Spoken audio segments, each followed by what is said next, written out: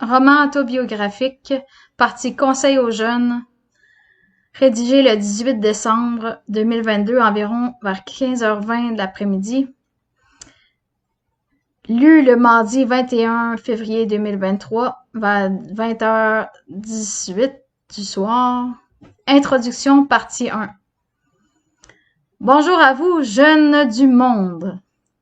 Si je vous écris aujourd'hui, jour du Seigneur, dimanche dans le calendrier moderne occidental, c'est parce que je vous aime malgré tout.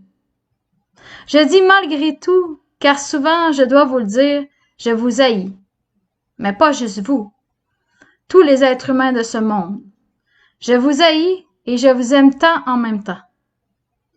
Mais vous avez été et êtes égarés des chemins du ciel, parfois, vous aussi.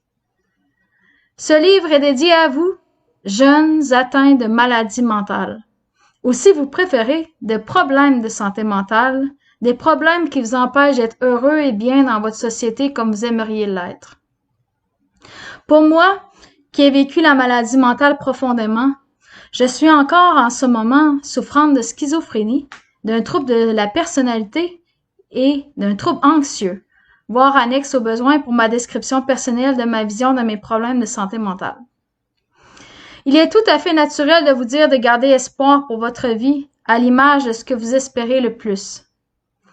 La maladie mentale ou de l'esprit, ce qui revient à la même chose pour moi, est une maladie ou une pathologie, terme médical, au même titre que la maladie du physique ou du corps.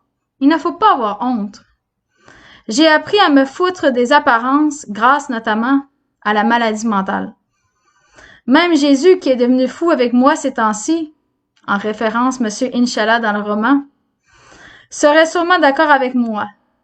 Mieux vaut être vrai, authentique, que de mentir et d'être autre chose que soi-même. Je terminerai là-dessus pour le moment, vous souhaitant une belle lecture pour les plus braves qui veulent bien écouter, ou plutôt lire, ce que j'ai à dire. Ah, et j'oubliais. La lumière du monde, votre lumière, c'est Jésus de Nazareth. On n'allume pas une lampe pour la mettre sous le boisseau. Jésus de Nazareth. Mon nom, c'est Émilie Lebrun. Bonne soirée.